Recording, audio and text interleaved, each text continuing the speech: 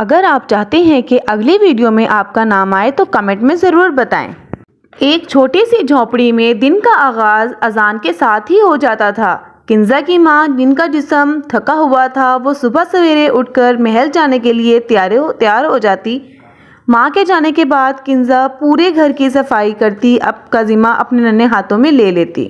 وہ سب سے پہلے جھاڑو لگاتی، پھر وہ مٹی کو پانی سے صاف کرتی تاکہ کوئی بھی دھول باقی نہ رہے۔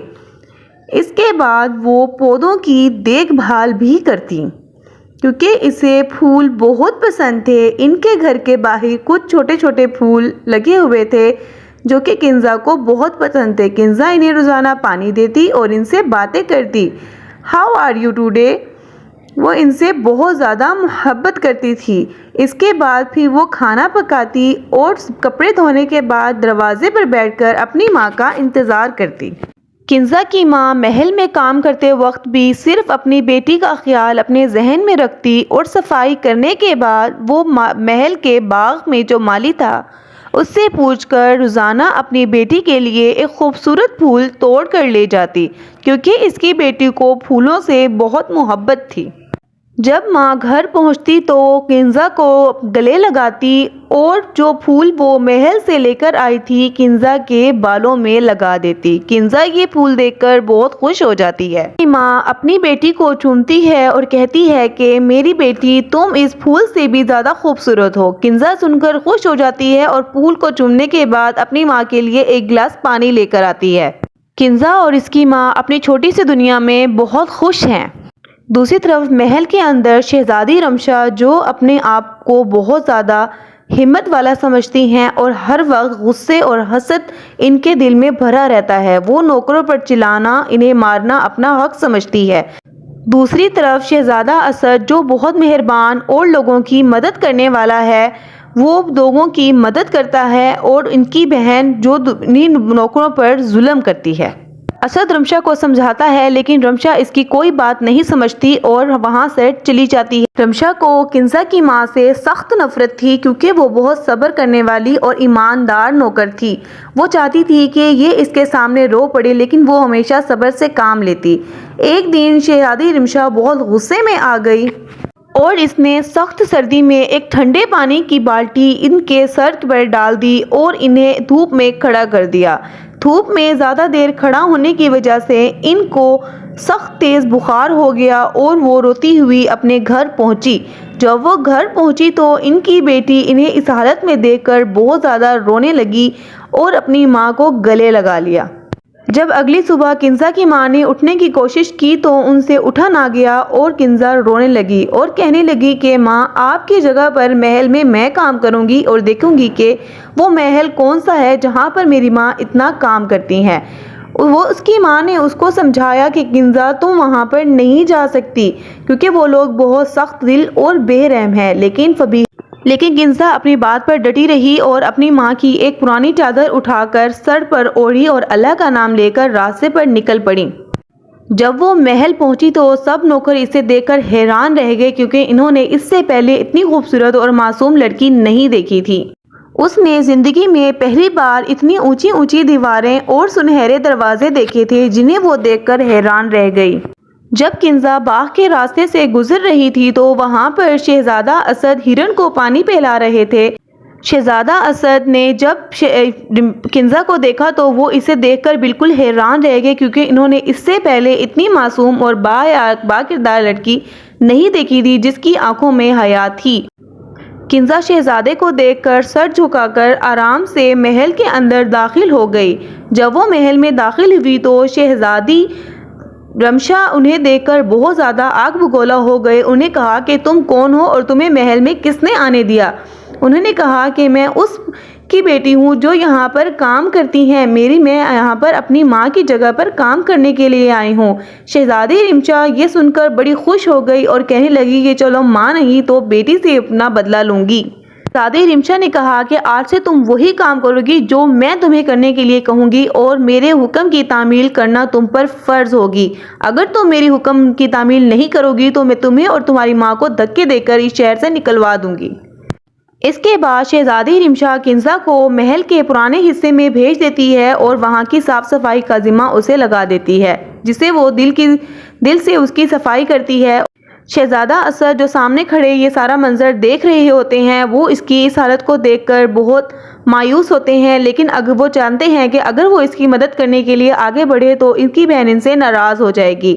اس کے بعد شہزادی رمشا اسے محل کے پرانے کچن میں بھیج دیتی ہے اور کہتی ہے کہ اس کی ایسی صفائی کرو کہ مجھے اس کی دیواروں میں اپنا چہرہ نظر آئے۔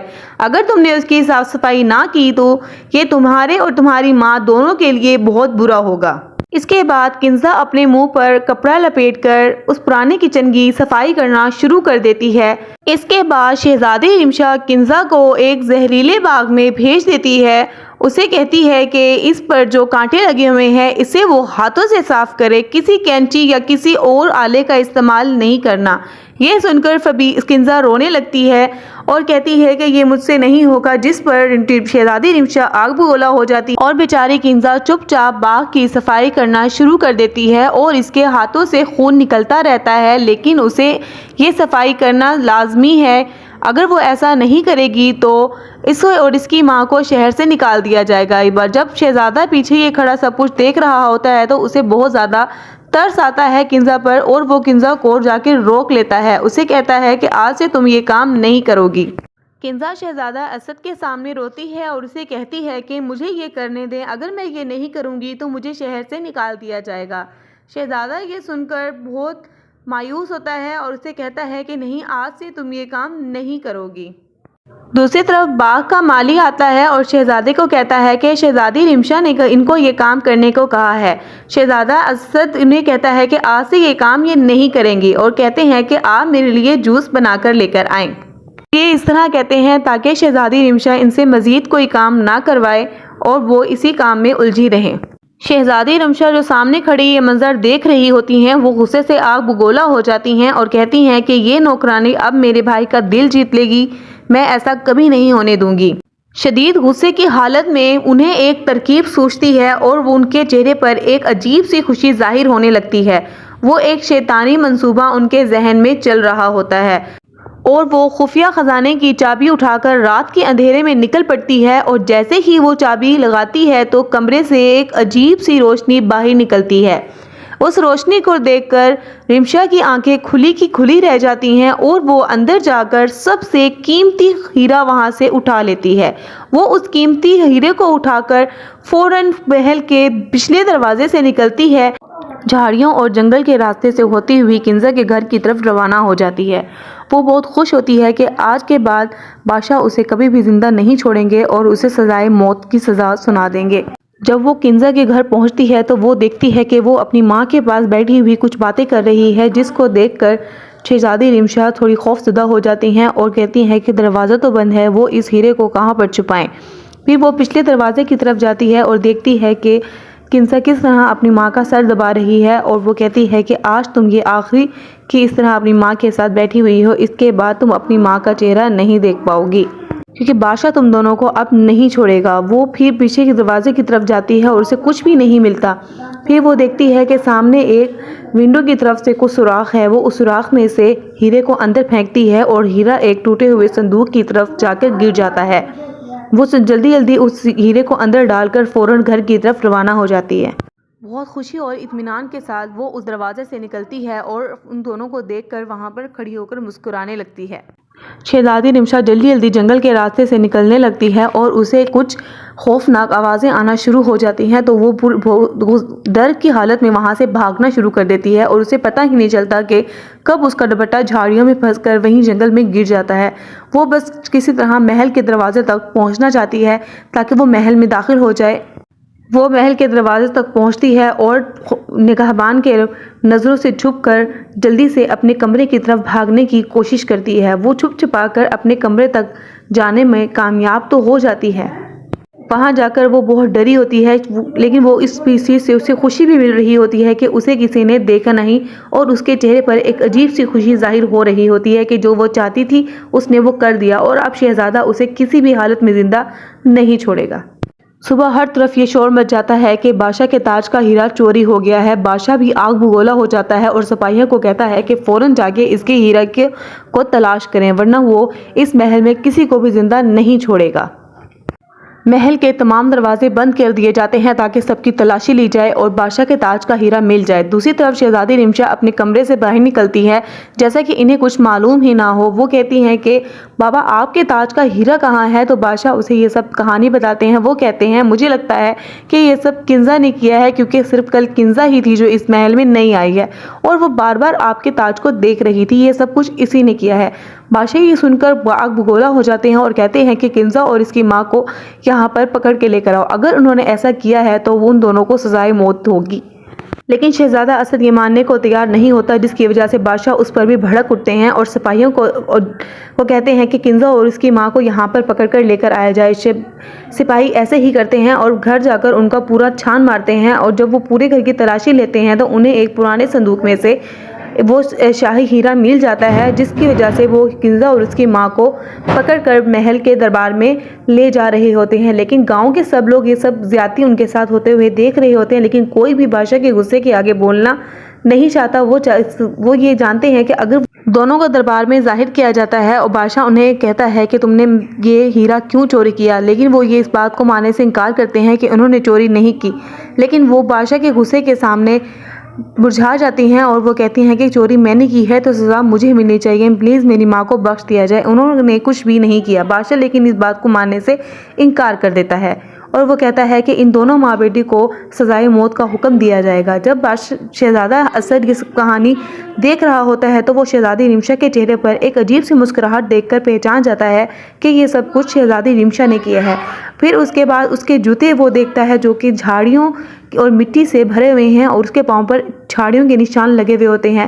پھر وہ ایک دوپٹہ جو وہ جنگل میں بھول کر آ جاتی ہے، وہ شہزادہ اسد اس دوپٹے کو بادشاہ کے سامنے نمایاں کرتا ہے۔ جب بادشاہ کو پتہ چلتا ہے کہ یہ سب کچھ اس کی اپنی بیٹی شہزادی رمشا نے کیا ہے تو پھر شہزادہ اسد رمشا کو کہتے ہیں کہ تم نے اپنے غصے اور حسد کی جلن میں اپنی اور دوسروں کی زندگی دونوں کی برباد کرنا چاہی اور آج دیکھو تم اپنی انسانیت کے ہاتھوں بھی گر چکی ہو۔ یہ سن کر شہزادی رمشا بہت زیادہ پریشان ہوتی ہیں اور بادشاہ یہ سب منظر جو بیٹھے دیکھ رہا ہوتا ہے اسے یقین ہو جاتا ہے کہ یہ سب اس کی اپنی بیٹی رمشا نے کیا ہے۔ وہ رمشا کو کہتا ہے کہ آج سے تم نے شہزادی بننے کا حق کھو دیا ہے، آج سے تم وہی کپڑے پہنو گے جو کنزا پہنتی تھی اور سارے محل کے کام تم کرو گے جو کنزا کرتی تھی۔ یہ سن کر رمشا کو اپنی غلطی پر بہت زیادہ ندامت ہوتی ہے، وہ شرمندہ ہوتی ہے اور سب سے معافی مانگتی ہے، لیکن بادشاہ اپنے فیصلہ پر اٹل رہتا ہے، اسے اس کی کیے کی سزا بھگتنی پڑتی ہے۔ اس کے بعد کنزا کی بے گناہی ثابت ہو جاتی ہے اور اس کی ماں کا بھی ایک بڑے ہسپتال میں باقاعدہ طور پر علاج کروایا جاتا ہے۔ اس کے بعد کنزا اور شہزادہ اسد کی شادی بڑی دھوم دھام سے کی جاتی ہے۔ وہ لڑکی جو پہلے اس محل میں کام کیا کرتی تھی آج وہ اس کی ایک نامدار شہزادی بن جاتی ہے اور سب لوگ اس کی اسی نیکداری اور ایمانداری کی وجہ سے اس کی بہت زیادہ عزت کرتے ہیں۔ شہزادی کنزا اور شہزادہ اسد اپنی زندگی میں بہت خوش ہوتے ہیں اور اپنی رحم دلی کی وجہ سے وہ شہزادی رمشا کو بھی اس کی کیے کی معافی دے دیتی ہے۔ یہ سن کر شہزادی رمشا اپنی کیے پر بہت زیادہ ندامت ہوتی ہے اور اسے اور زیادہ احساس ہوتا ہے کہ اس نے ان کے ساتھ غلط کیا، لیکن وہ دونوں اپنی زندگی میں بہت خوش ہوتے ہیں اور سب کو ہمیشہ نیک دلی اور نیک رحمی کا صلہ دیتے ہیں اور وہ بادشاہ کو بھی اس بات پر منا لیتے ہیں کہ وہ شہزادی رمشا کو اب معاف کر دیں۔ شہزادی رمشا کو معافی مل جاتی ہے اور وہ شہزادی کنزا اور شہزادہ اسد دونوں اپنی زندگی میں خوش رہتے ہیں۔ تو دوستو، نیک دلی اور رحم دلی کا صلہ ہمیشہ اچھے لوگوں کو مل جاتا ہے۔ اگر آپ کو ہماری ویڈیو پسند آئی ہو تو چینل کو سبسکرائب کریں، ویڈیو کو لائک کریں اور بیل آئیکن کو دبانا نہ بھولیں تاکہ اسی طرح کی مزیدار ویڈیوز آپ تک سب سے پہلے پہنچتے رہیں۔ اگر آپ ملتے ہیں ایک نئی ویڈیو کے ساتھ، تب تک کے لیے اللہ حافظ۔